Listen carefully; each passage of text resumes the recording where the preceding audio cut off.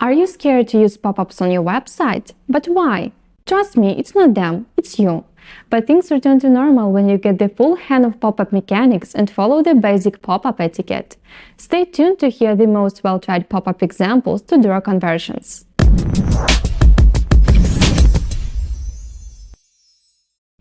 In my previous videos, I've covered the general tricks of using pop-ups and the biggest mistakes to avoid. Make sure you check them out. Find the links to those videos in the description below. And in the meantime, I'd appreciate if you subscribe to the Sandpulse channel, like this video and spread the word about my videos on your social media. This motivates me big time. So, pop-ups. Everyone and their mother is screaming about how annoying they are, yet they keep popping up whatsoever. Top-performing pop-ups converted a whopping 9.3%. How do you use them and stay on the safe side and convert? Take my tips on where you can use pop-ups to promote your brand and generate and nurture leads. Example number 1 will be to offer a first order discount. Just kidding, we will run through some less worn out ideas.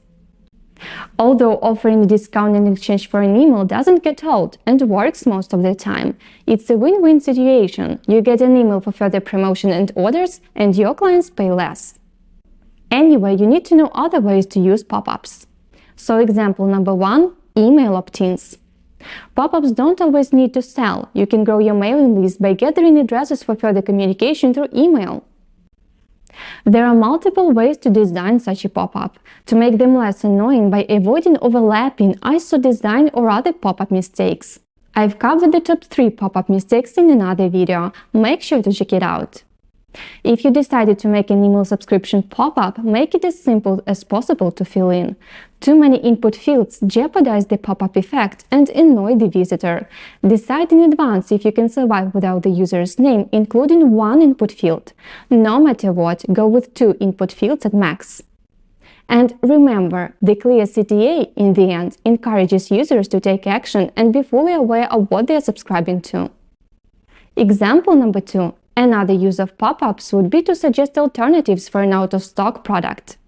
I myself get upset when I enter a website page from a Google search and the product is out of stock. My actions? Leave the website, of course. I guess that's something that any user would do too. However, as a marketer, I'm always curious whether the website would try to make stay. I don't know about showing alternatives or subscribing to updates. Yet, most of the time, this niche remains empty.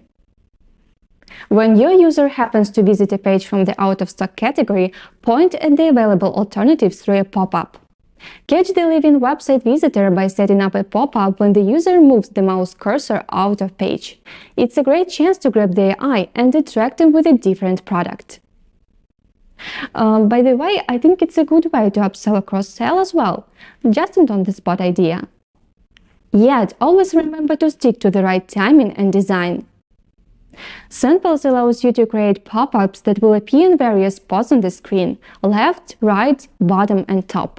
Over 20 templates are available now for you free of charge. You can tailor their design to your brand and set up various triggers and conditions to start the pop-up. And finally, last but not least, example number 3 – cookie notice.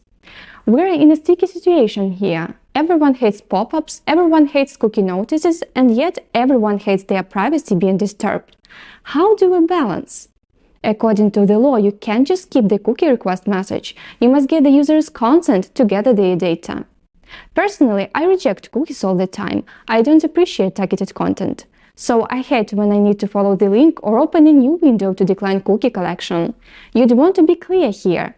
Give your visitor the chance. Apart from being clear, also be UX friendly. Don't overlap the page. Make it easy to accept or decline cookies and exit the pop-up. That's it, folks. Let's call it a day. Let me know in the comments what you use pop-ups for. I'm curious to know. I'm preparing more marketing content for you, so stay tuned. Subscribe to this channel and I will see you soon. Take care.